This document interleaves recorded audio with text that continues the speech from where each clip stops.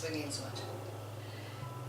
Good morning. So I'm not sure what time of the day it is for you, but this post is very purposely done in the morning. You can see I'm in my pajamas. I still have my slippers on and I've got my morning cup of tea. And the reason I really wanted to do this porch reflection in the morning is because I want to speak about my morning practices. So it ties in what I was sharing a lot about last month, and this idea of unifying our various aspects of self.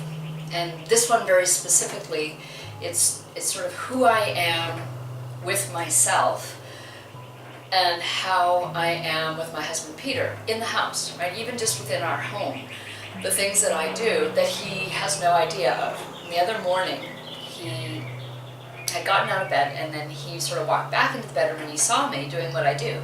And one of the things I do is I lay on the left-hand side of the bed. So the very first thing I do in the morning is I lay there and I reach my right leg up to the sky and I spread my toes. And I'm pretty aware all the time of where we are with the moon cycle, of where we are. So I know that we have the full moon coming up on Wednesday the 20th, and so I know that we're close to that.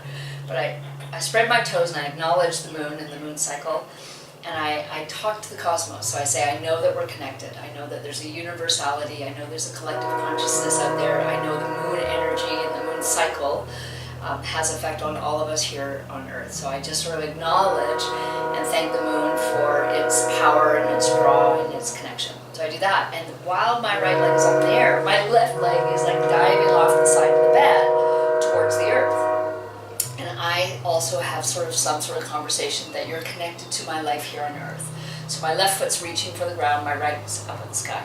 As soon as I bring my leg down, I come off onto the bed, and then this left foot hits first, and right away my right hand comes onto my heart.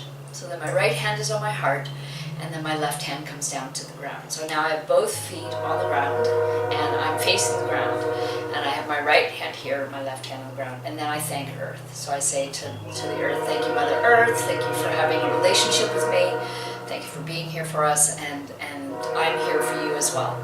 And then I share that I'm going to do the best that I can on this day to honor the earth and to be a steward of the earth, and I'm just going to thank her for her beauty, and that's that. So then I walk off. I have some props here today because I guess I just started realizing that I do so many things that I don't share with anyone, and they're just ways and rituals that I have developed over years because of the life I'm living, and they change all the time. I don't have one ritual that I've done other than I do rituals in the morning, right? I guess there is. There's always some movement, there's always meditation, there's always some prayer, and always a little bit of reading. I mean, there's some things that I do always, but then there's other things that come in.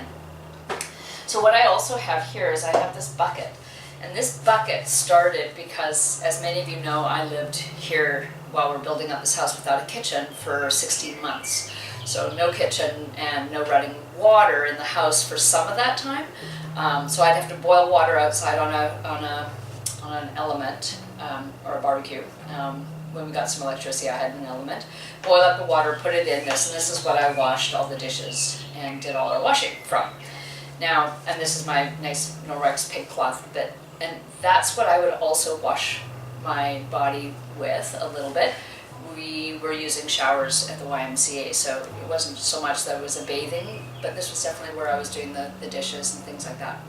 But now I've adopted it because I want to wash my feet, right? And the reason I wash my feet every morning is I'm washing away my past. So every single day as I start to walk around my home, I want to make sure that I'm remembering that I'm in this day, this present moment.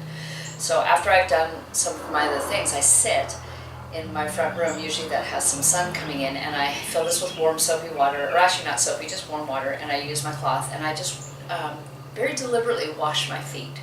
And I wash away, knowing that I'm washing away the past, meaning that I acknowledge that I have a past. I acknowledge my story of the past. I let any and all of it come up as it needs to be a teacher for me. but I don't want to spend my day today in the past. I want to spend it being very present to the moments that I'm having. So I wash my feet in the morning. The other thing I do before I leave the house, and I have this glass, I actually gave it to Peter as a present, I think, on his birthday, the first year we were here, and it says there's no place like home, and the home is a little shape of Alabama.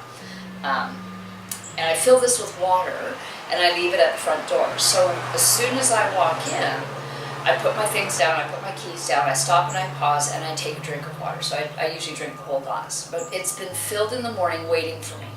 So again, it's a re-entry, and I'm remembering that my day needs to fall away because I'm coming home. And my home is a place for Peter and I just to spend time together. And I'm doing better at not working so much at home. I'm working a little bit more remotely at various other locations. I have to do some work in my home for sure.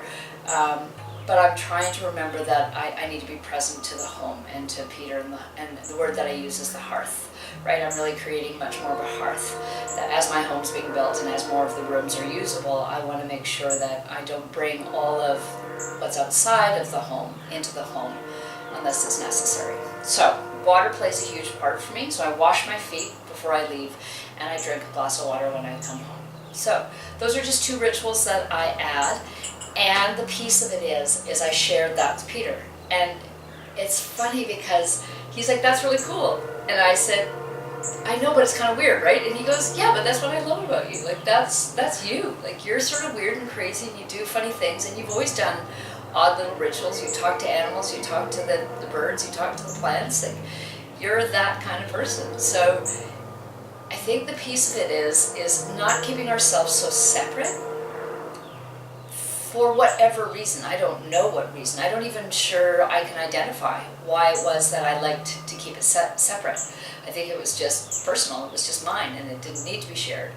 But then there's no reason why it doesn't need to be open as well, and brought as not even an example, just brought open so that I'm not compartmentalizing and keeping myself in separate boxes.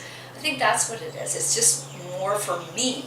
So I don't feel so separate, that I feel more blended and whole through all aspects of my life. Because that's what I'm doing. I'm doing rituals that make me present and bring me present and bring me into an experience as best I can to keep myself grounded in these present moment experiences, which are fantastic. So anyways, that's my share for today. I'm in my pajamas with my slippers. It's still pretty cold in Alabama, but we're getting there. We're March, and we're going to be getting into some warmth soon. So anyways, lots of love to everyone, and we'll see you back here soon.